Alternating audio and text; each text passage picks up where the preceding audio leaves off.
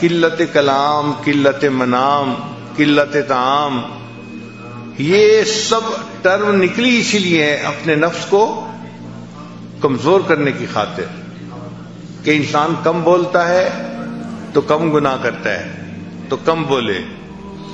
آج کل ہم زیادہ بولنے کے مریض ہیں، اس لیے ہمیں بار بار اعلان کرنا پڑتا ہے بھئی مسجد ہے، اعتکاف ہے، آپ آہستہ بولیں، آہستہ بولیں۔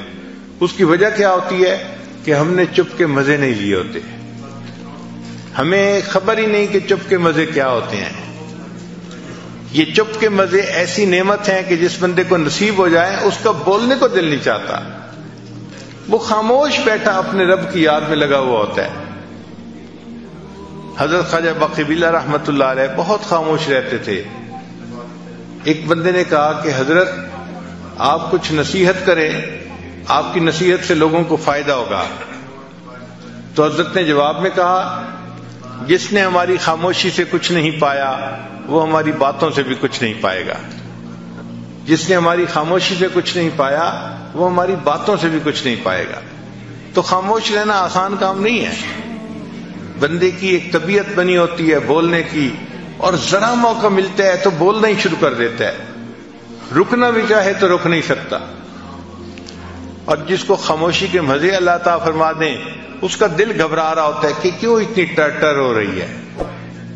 جیسے برسات کے موسم میں مینڈک ہوتے ہیں نا تو ٹر ہو رہی ہوتی ہے، ایک آواز آ رہی ہوتی ہے مستقل، اسی طرح بندہ چپ نہیں رہ سکتا، ٹر کرتا رہتا ہے، بولتا رہتا ہے، بولتا رہتا ہے۔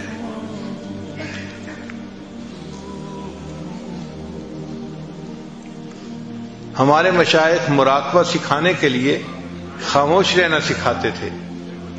چنانچہ حضرت اقدس تھانوی رحمۃ اللہ کی خانقاہ پہ جو بندہ تربیت کے لیے آتا تھا پہلا کام اس کے ذمہ لگتا تھا کہ آپ نے کلام نہیں کرنا، بات نہیں کرنی، چپ رہنا ہے۔ ہاں سلام اگر کوئی کرے تو اس کا جواب دے سکتے ہیں چونکہ وہ واجب ہے، اس کے علاوہ کلام نہیں کر سکتے۔ تو صرف سلام کا جواب دینے کی اجازت تھی، اس کے علاوہ کلام کرنے کی اجازت نہیں تھی۔ حضرت خواجہ مجذوب رحمۃ اللہ علیہ چونکہ شاعر تھے اور ان سے لوگ زیادہ واقف بھی تھے اور مانوس بھی تھے، تو ان سے زیادہ باتیں کرنے کی کوشش کرتے تھے۔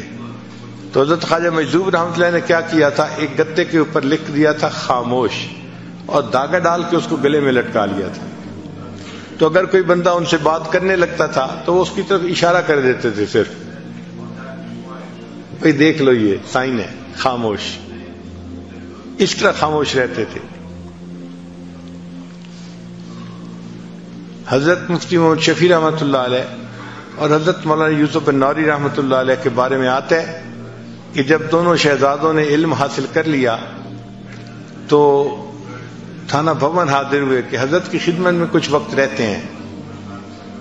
اب جب وہاں گئے تو عشاء کی نماز پڑھ کے کمرے میں آئے، دونوں کو رہنے کے لیے ایک ہی کمرہ دے دیا گیا تھا۔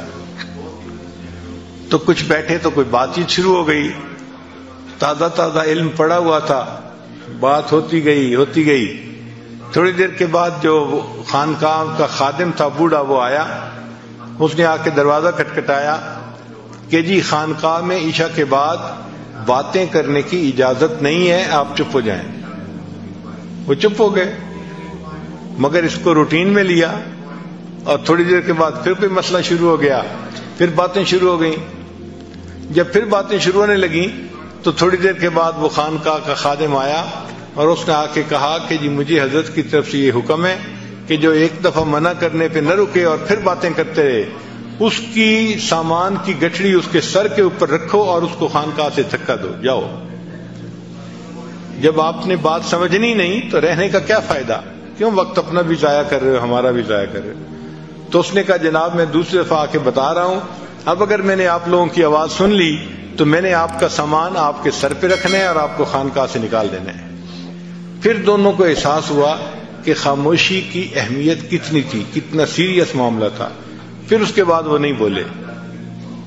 ایک عالم آئے حضرت تھانوی رحمۃ اللہ کو ملنے کے لیے، بڑے عالم تھے، مگر حضرت نے انہیں کہا کہ آپ نے بات نہیں کرنی، چنانچہ وہ بالکل نہیں بولتے تھے.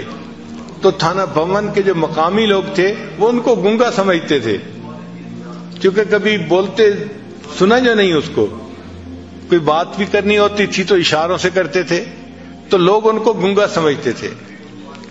جب وہ کچھ عرصہ رہے اور ان کے اوپر رنگ چڑھ گیا تو اب حضرت نے ایک دن انہیں کہا کہ آپ درس قرآن دیں. تو انہوں نے درس قرآن دینا شروع کیا تو مقامی لوگ حیران تھے اور آپس میں باتیں کر رہے تھے کہ دیکھو حضرت گنگوہی کی کرامت کے گونگے بندے نے بھی بولنا شروع کر دیا. تو مشائخ اتنا چپ کا مجاہدہ کرواتے تھے کہ بات ہی نہیں کرنی،